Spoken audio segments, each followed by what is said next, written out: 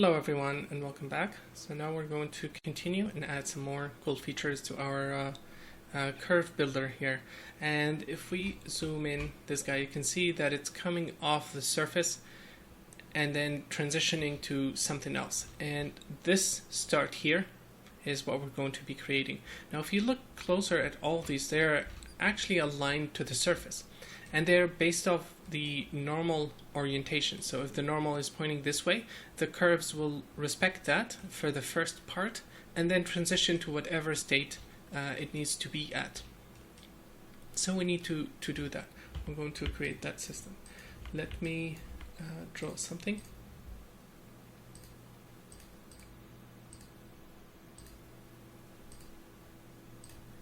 And okay. So I have, let's say we have a surface like this, and we have a point here, and it has a normal. It has a normal like that, 1 point, and this is our normal. We have a curve somewhere like this.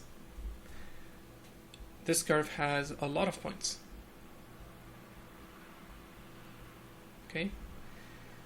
If I take this point number 0 and tell it to copy this normal information, we can get that vector back at the point number 0 here. But the curve right now is going like this. This is the curve direction. And what I want to do is I want to straighten it out so that basically we unfold it or straighten it. So whatever shape we have, we want to convert it into a straight line. So how do we do that? Well, we have the point 0 with the normal orientation, with the surface orientation. If we zero out all the points, we set them all here to 0, 0, 0, and then we use this normal to offset the point number 0 a bit, the point number 1 a little bit more, the point number 2 a little bit more, and so on and so forth all the way to the end. If we do that for all the points, we will straighten out whatever curve we have. If you don't have a normal or a vector to go along with, you can take any curve of this shape, compute its tangent, let's say this, the tangent, and then use this tangent information of the first point and reapply the same technique. Okay, so we have a point like that with an angle, with a normal like that, zero out all the points, and then number 0 will stay in the same location. Number 1 will get offsetted by the normalized normal. Number 2 will get the amount 2 times the amount. Number 3 will get 4 times, and so on and so forth, all the way until you stretch or unfold the curve. Now there's another thing that we could do if we want to make this system more advanced. We can compute the length or the perimeter of all this, so that when we apply the same thing, we can restore back the same length of this curve. So basically we unfold it, okay, and straighten it. We can also say don't unfold this, for example, and just compute the difference between the first and last point and use that to be the length of the curve. But we're not going to do that for now. We're just going to approximate the length, and we need to get this straightening feature in there. Okay, let me move the tablet. And let's go back all the way here. And the first thing we need to add the normals. So I'm going to use a facet node, and I'm going to say post compute normal. I'm going to also set the point number to 1, and I'm going to copy this, set it here, so we only have one curve to worry about. And let's take a look. So these guys are now inheriting the normals. It's the same normal here as well. Let's continue. Then with the add, let's see what happens to this vector. Let's resample it. Okay, so the normal is lost after the resample. It looks like no, it did not. Sorry, it's correct. So the point is located there. Okay, and then the normal is getting inherited all the way through. So when we access the data here, we still have the normal. So let's leave this as we'll call this phase 1. Let's copy this guy, and I want to import the normal of the first point. Okay, and the way to do that is using an import point attribute, because this here will give us the point. It's like an iteration basically. It's gonna go over all the points, and for each point it's gonna import the normal. I don't want that. I want to import the normal of the first point. So first input attribute is n, and the point number is going to be a constant, and it's equal to 0. So that's the point I'm interested in. Then we're going to normalize this vector, make sure it's a length of 1, and let's take the first point position and set all the points to be equal to that. Okay, so what I need is I need to import the point position of the first point. Let's copy this, and I want the p attribute, and let's connect this to the result, to the position. So all of them are now stacked on top of each other. Okay, well, let's offset this position with the normal. So I'm going to use an add node. I'm going to add the normal, and you see it shifted. It shifted 1 unit. And the reason the vector is shorter is because under the display there is a multiplier for the normal. If I just find where it is. So I set this to 1. And let's set this back to 1, to here. See, now the points are there, and then after the add they move 1 unit. But we don't want to move them 1 unit. We want to move each point by a different amount, and that amount is going to be the point, this curve here, which starts 0 at the first point and then ends 1 at the last point. So I'm simply going to multiply the normal with this, and then we add that, and see now the curve is forming this. Now it's going to be a length of 1 no matter what, because this guy goes from 0 to 1. All we have to do is expose another multiplier.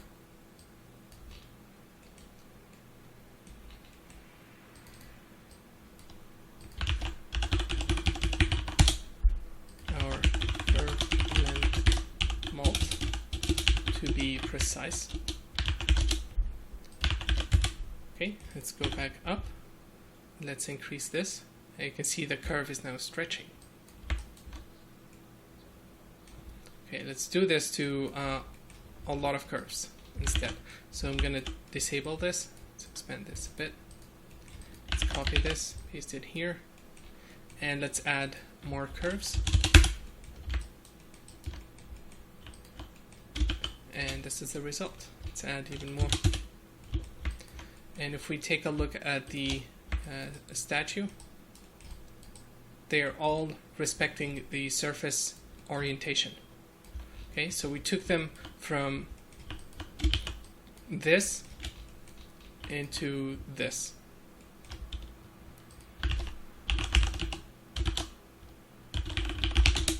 Okay, so let's disable this. Cool. So we have we've successfully done the part that we need. I'm going to set this back to 1, so we get only 1 point. And now I don't want to override the current interesting curve that we've created. I just want to add a little bit of blend to the first position, to this part here. So I'm going to copy this guy, or this, so let's call this ramp normal, and then I'm going to blend between these two guys. So mix between the normal and this result. Actually, let's take a look at how it looks like. So if we blend, set it to 0, nothing happens. If we set it to 1, we get the curves back. Now I'm gonna increase the multiplier so the curve is somewhat similar in terms of length. It doesn't have to be precise, but we can fix that. And then I'm going to use this ramp to drive the mixing, the new mixing that we've created. Let me move this, clean up the graph a bit.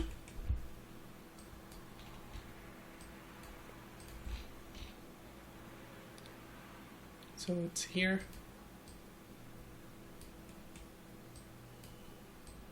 Let's move it there. Let's move this guy here. Here. Just a tiny bit of cleaning helps. Okay, so we have this multiplier working, this ramp working. Let's go back up and let's control the various values. Now look at that. We have successfully done it. That's blending between the two curves, the original result and the modified result, I think.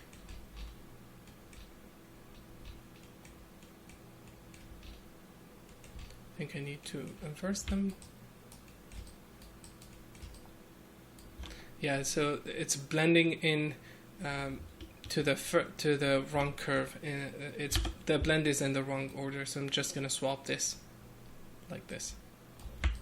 Okay, so now we are blending in between the straight curve and the new curve, and we can shift this to tell it where it happens, and I don't want it to happen except in the beginning. So here I'm going to set it like that. We need to increase the number of points to be able to see this clearly, so we have enough points to describe this curvature. Set this back, something like that. And now we're nicely blending in between the surface orientation and the curve. And I'm going to change this to Bezier and this to Bezier, and that will affect how this transition happens. That looks wrong. Set this to B-spline and B-spline here. Yeah, I don't like this this transition.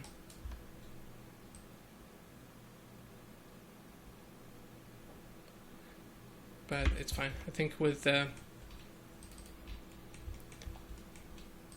think if we inverse the points and reverse the curve and change it to a spline, we'll be able to control it better. So let's change it to a spline. Go back up.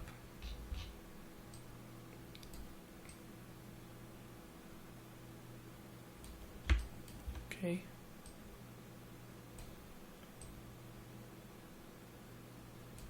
And let's expand this.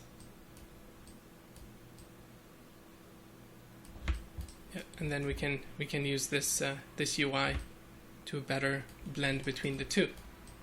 Okay, let's copy this. Let's paste it here. I don't need this. I don't need this. Normals and target. So it has both the normals and the targets. Let's set this to 1000. And let's take a look. Okay, it's getting there. This offset here I'm not liking too much. So I think that's because one of these guys, I think the 0.0 is shifted a bit for some reason. I'm not sure where and when.